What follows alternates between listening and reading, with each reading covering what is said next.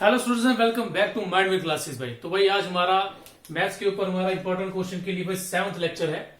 तो देखिए भाई हमारा फर्स्ट क्वेश्चन क्या है इसके में। तो भाई फर्स्ट क्वेश्चन कह रहा है कि सुबह ने सोल्ड किया एक आर्टिकल फॉर ₹7500 का। ठीक है, इट मीन्स हमें एसपी दी है। तो जी एसपी कितनी दी है हमें? एसपी दी गई है, सुबह ने कोई आर्टिकल बेचा ₹7500 का और फिर क्या हुआ, इस दौरान उसे लॉस हो जाता है। कितना लॉस हो गया जी? इसको 25% का लॉस हो गया। तो भाई लॉस हो गया जी कितना? 25%। अब आगे क्या बोलता है? आगे मुझे कह रहा है कि at what price must he sold it to gain 20%। उसे कितने का बेचे ताकि गेन कितना हो? गेन होना चाहिए जी 20%। ठीक है, तो भाई देखिए इसके लिए हमारे पास डायरेक्ट एक शॉर्ट मेथड है भाई, हम उसी को अप्लाई कर लेंगे। शायद हमने ये पहले कुछ ऐसा कंसेप्ट किया होगा SP2 निकालने के लिए। वो क्या कंसेप्ट था? SP1 लेंगे 7500। ओके, तो भाई लॉस कितना हुआ है? लॉस हुआ जी 25% का। 25% लॉस का मतलब ये है कि उससे हमने जो भी आर्टिकल बेचा, जिस पर्सन को भी बेचा, उससे हमने 75% की वैल्यू ली है। ठीक है, 25% का लॉस का मतलब हमने 75% की वैल्यू ली है।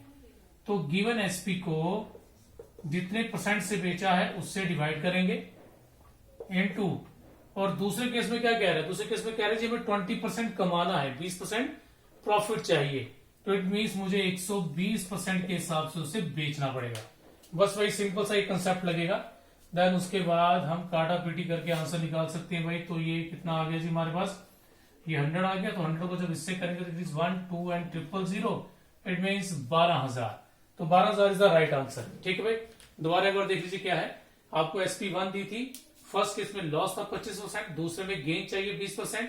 तो SP2 देखो निकालने का क्या मेथड है? डायरेक्ट आप क्या करें, 7500 जो भी आपकी SP1 है उसको गिवन परसेंट मतलब जितने से बेचा गया है उससे डिवाइड करना है, और जितने से दोबारा बेचने की बात कर रही है उससे मल्टीप्लाई कर देना जी। चलिए भाई जल्दी से इसका स्क्रीनशॉट ले लीजिए। चलो देखिए सेकंड क्वेश्चन क्या हमारे पास।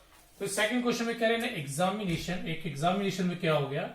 It is required to get 54% of the maximum marks to पास।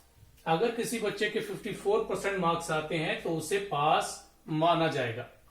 ठीक है, तो इसका मतलब जो है पासिंग मार्क्स जो है परसेंट के हिसाब से वो बनेंगे 54% ऑफ टोटल मार्क्स। ठीक है, तो हुआ क्या जी, अचानक एक बच्चे को बट स्टूडेंट स्कोर 300 मार्क्स, एक बच्चे के 300 मार्क्स आते हैं। ठीक है, and is declare failed by 4%। वो कहा जाता है कि वो 4% से फेल हो गया।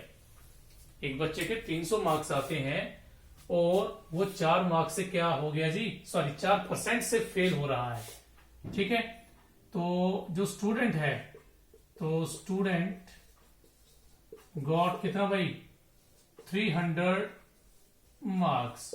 तो स्टूडेंट को 300 मार्क्स मिले हैं और ये मार्क्स उसे मिले और वो फेल हो गया जी 4% से। कितने परसेंट से? 4% से। हमारे अकॉर्डिंग, सॉरी क्वेश्चन के अकॉर्डिंग 54% वाला बच्चा पास है, ये 4% से फेल हो गया। तो इसका मतलब उसके कितने परसेंट आए होंगे?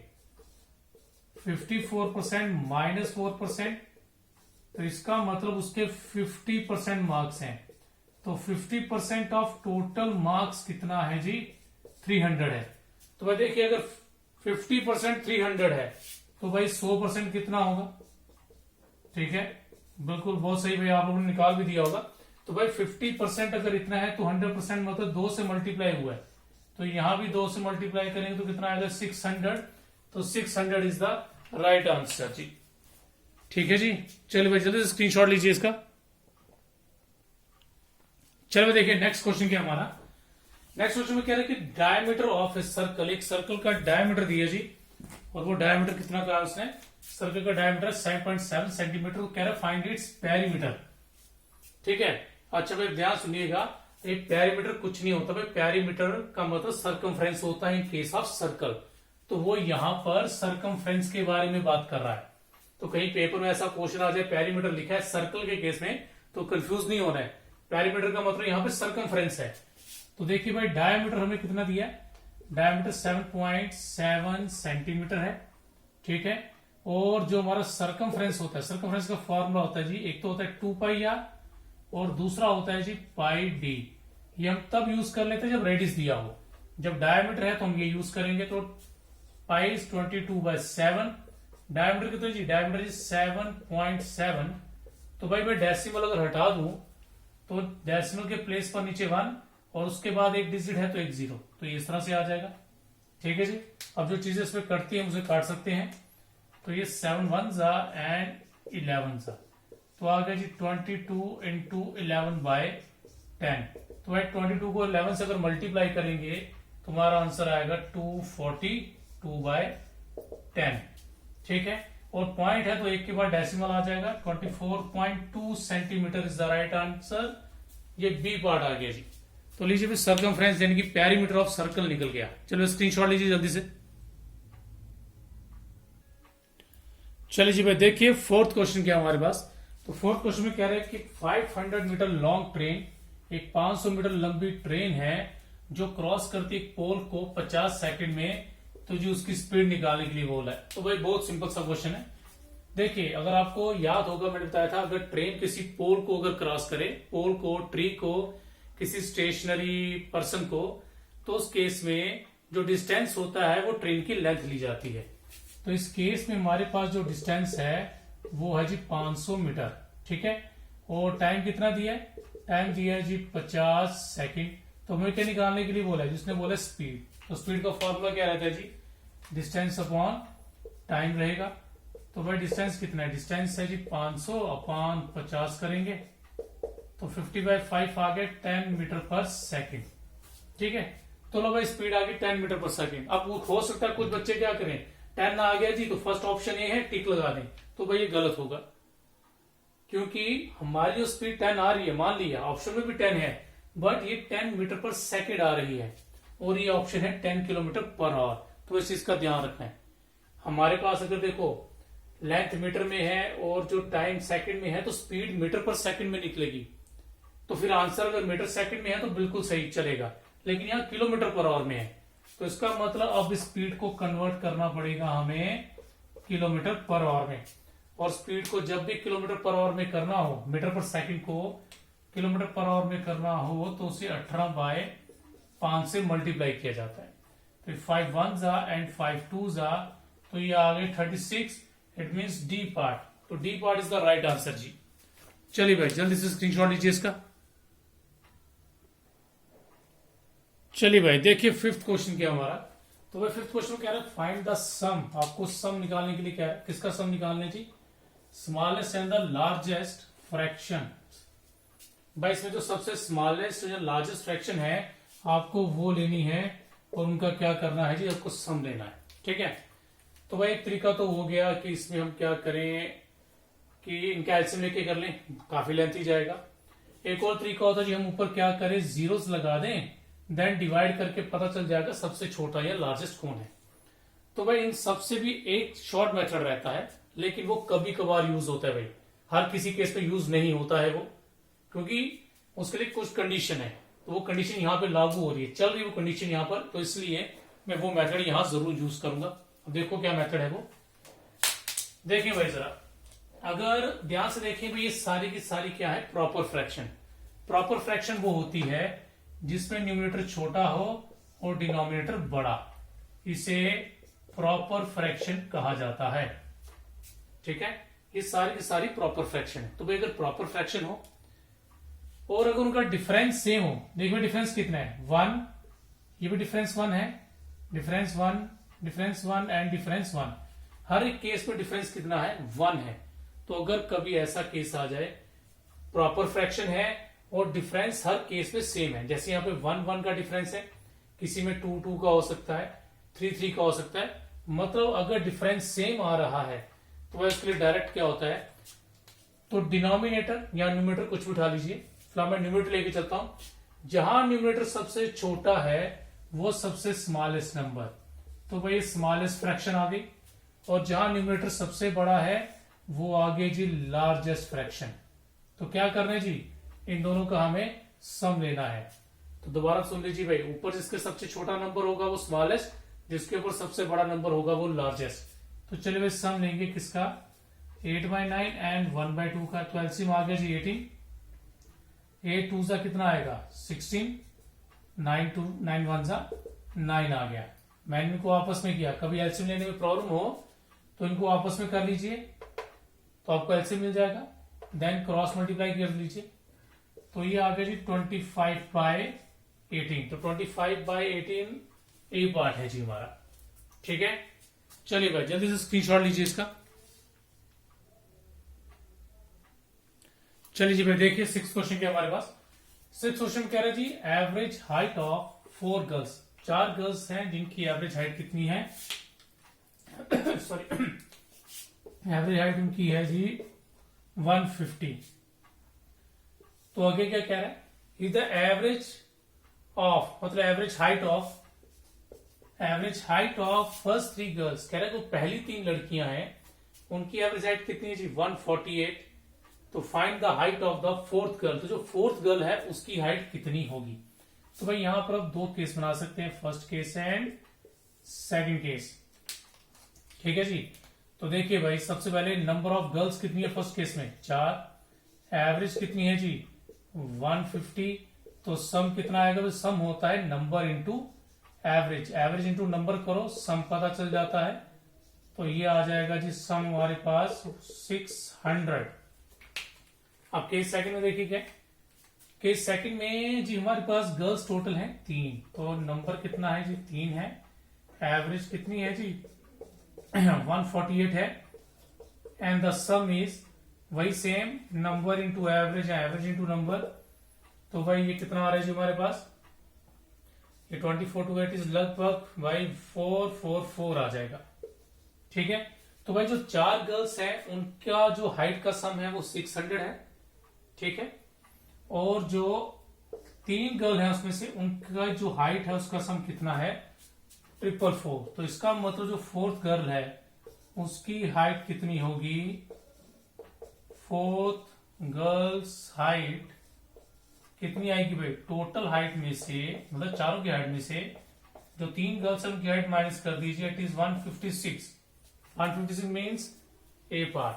तो लीजिए भाई ए पार्ट आ गया। ठीक है जी, तो भाई क्या करेंगे, देखो पूरा ग्रुप दिया था, पूरे ग्रुप का सम निकाला, उस ग्रुप में से कुछ लड़कियों का अलग ग्रुप था उनका अलग सम लिया, तो देन दोनों को माइनस किया तो जो स्टूडेंट छोड़ा था उसकी हाइट निकल गई जी हमारे पास। चलिए भाई जल्दी से स्क्रीनशॉट लीजिए इसका। क्वेश्चन नंबर 7 में देखिए सिंप्लीफिकेशन पर क्वेश्चन है जी, एक स्क्वायर रूट के अंदर कोई नंबर है जो मिसिंग है, हमें वो फाइंड करना है। तो उसमें से 11 माइनस करके इक्वल टू आएगा स्क्वायर रूट ऑफ 1521। तो भाई अगर आप लोगों ने स्क्वायर रूट फाइंड करने वाला वीडियो देख लिया होगा तो भाई इसका स्क्वायर रूट आप आराम से निकाल सकते हैं। ठीक है, तो जब तक मैं यहां सॉल्व कर रहा हूं आप तब तक वहां पे उसका स्क्वायर रूट निकाल लीजिए। तो भाई फिलहाल इस मिसिंग नंबर को मैक्स ले लेते हैं। ठीक है, तो भाई अगर तो याद होगा या आपने सॉल्व कर लिया होगा तो भाई आपको पता चलेगा ये 39 का स्क्वायर है। किसका, 39 का, 1521 39 का स्क्वायर है जी। अब ये 11 यहां से ट्रांसपोज हो जाएगा तो वहां जाके क्या हो जाएगा जी, वहां जाके प्लस हो जाएगा, प्लस हो जाएगा तो कितना बन जाएगा जी 50। यहां ये माइनस है तो वहां जाके प्लस होगा 11, 39 11 बन जाएगा 50। लेकिन अब देखिए 50 ऑप्शन में है बट टिक मत लगाइएगा क्योंकि हमें एक्स फाइंड करना है। याद रखिए इस टाइप के क्वेश्चन हमेशा जो नंबर मिसिंग होता है वो चाहिए होता है। तो ये बेचारा तो भाई रूट के अंदर है, तो इसको रूट के बाहर लाने के लिए मुझे क्या करना पड़ेगा, स्केयरिंग करनी पड़ेगी बोथ साइड। ठीक है, बाय स्केयरिंग बोथ साइड, दोनों तरफ अगर स्केयरिंग करेंगे तो भाई यहां से तो रूट हट जाएगा और 50 के ऊपर स्केयर, तो 50 का स्केयर कितना होता है जी 2500। तो B part is the right answer. चलिए भाई जल्दी से स्क्रीनशॉट लीजिए इसका। तो भाई देखिए जरा 8th क्वेश्चन क्या हमारे पास। 8th क्वेश्चन में कह रहा है कि सम ऑफ 15% ऑफ ए नंबर, एक नंबर का 15%, ठीक है, उसका सम किसका लेना है 10% ऑफ द सेम नंबर। देखिए तो भाई लेट कर लेते हैं पहले, तो मान लो लेट जो नंबर है वो एक्स मान लो, तो उसने कहा है 15% ऑफ नंबर में क्या प्लस करना है, लेट नंबर एन भी लिख सकते हैं भाई, एक्स एन जो भी ठीक है, 10% ऑफ द सेम नंबर, तो भाई 10% ऑफ सेम नंबर, ठीक है। 15% एक नंबर का प्लस करना है उसी नंबर के 10% में, तो भाई ध्यान दीजिए कितना बन गया, ये तो 25% बन गया यहीं पे। तो 25% ऑफ नंबर कितना है जी, 70, कितना है 70, ओके। तो कह रहा what is twice of that number, उस नंबर का डबल निकालना है। तो भाई देखिए जरा ध्यान से, भाई 25% इतना है, ठीक है। तो अगर मैं इसको 4 से मल्टीप्लाई कर दूं, 4 से मल्टीप्लाई कर दूं कितना आएगा जी, 100%, ठीक है। 100% नंबर का आ जाएगा ना, 100% का मतलब हो गया ओरिजिनल नंबर। 25% इतना है तो 25 को 4 से करूं 100%, मतलब ओरिजिनल नंबर जो है वो कितना आ जाएगा। तो भाई यहां 4 से किया तो मैं यहां भी 4 से कर सकता हूं, तो कितना आ गया जी 280। तो भाई ओरिजिनल नंबर 280 है, ठीक है।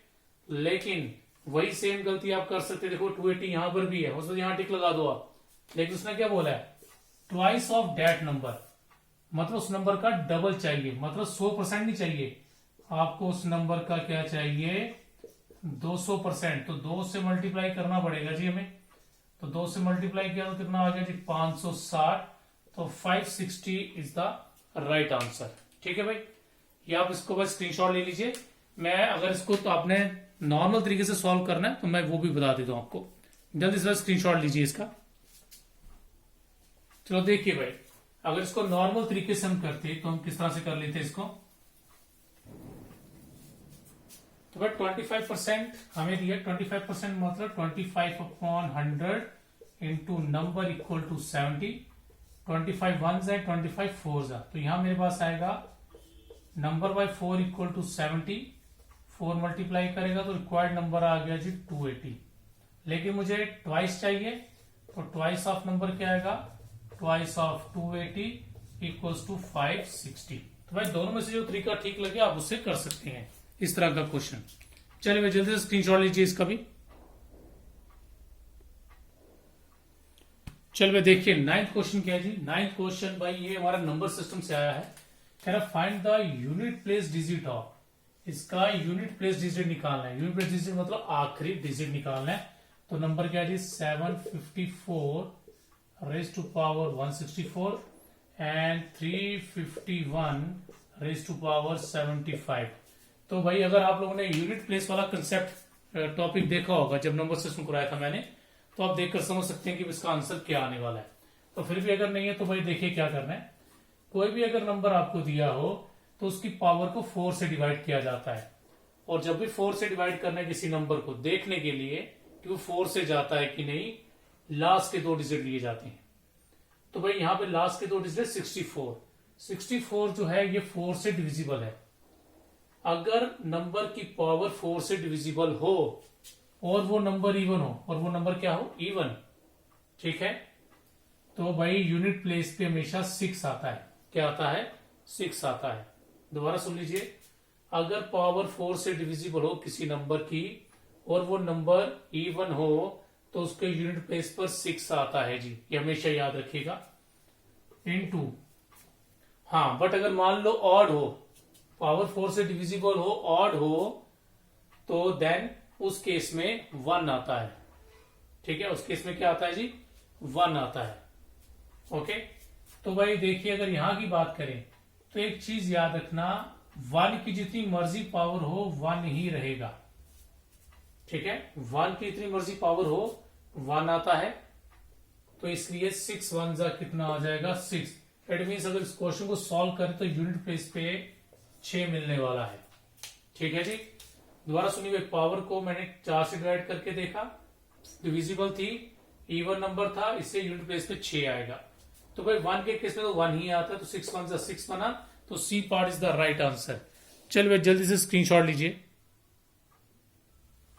तो देखिए भाई 10th क्वेश्चन जो हमारा ट्रिग्नोमेट्री से है, तो ये क्या कह रहा है, कह रहा है if 3 tan theta equal to this, हमें 3 tan थीटा की वैल्यू दी है, किसके इक्वल है, √3 के, मतलब हमें ये दिया है 3 tan थीटा इक्वल्स टू √3।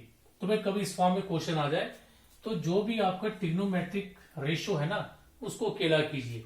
इस नंबर को जी वहां ले जाइए, tan थीटा इक्वल्स टू √3/3। तो भाई फिलहाल तो अगर टेबल की हम बात करें, टेबल में कोई भी ऐसी वैल्यू नहीं है हमारे पास, ठीक। तो भाई कभी इस फॉर्म में आ जाए तो भाई क्या काम कर सकते हैं, ध्यान से देखिएगा मैं क्या करने वाला हूं। मैं 3 को अगर ऐसे लिख दूं तो कोई फर्क तो नहीं पड़ेगा भाई इसको। अगर मैं 3 को ऐसे लिख दूं, क्योंकि स्क्वायर रूट देखें, ये 3 को अगर मैं इस तरह से लिख भी दूं तो क्या होगा भाई, ये स्क्वायर रूट कट जाएगा, अगेन 3 मुझे वापस मिल सकता है। इट मीन्स मैं 3 को रूट की फॉर्म में विद स्क्वायर लिख सकता हूं, ठीक है जी, ओके। तो देखिए जब क्या होगा, अब ये स्क्वायर, ये रूट कट गया, मतलब √3 2 बार था ना, एक बार इससे कट गया तो एक √3 रह गया, ऊपर आ गया 1, नीचे √3 रह गया, ठीक है जी। ये तो आप इसको ऐसे भी कर सकते हैं, √3 है ना, स्क्वायर का मतलब ये हमारे पास 2 बार है, तो ये कट गया तो कितना आ गया 1/√3। तो देखिए जी tan थीटा की वैल्यू कितनी आ रही है, 1/√3। तो भाई अगर पता होगा कि tan कितना √3 होता है जी, ठीक है, तो भाई ये होता है जी tan 30 डिग्री। tan 30 डिग्री क्या होता है जी, 1/√3 होता है tan 30। तो भाई दोनों तरफ से tan कैंसिल हो जाएगा हमारे लिए, तो देयरफॉर थीटा कितना आएगा, 30 डिग्री आ जाएगा। It means A part is the right answer. तो थीटा यहाँ पे 30 डिग्री है जी। जल्दी से बस स्क्रीनशॉट लीजिए इसका। चलिए भाई आज का लेक्चर रखते हैं जी इतना हम, तो मिलते हैं जी आपको नेक्स्ट वीडियो में। ओके जी, थैंक यू।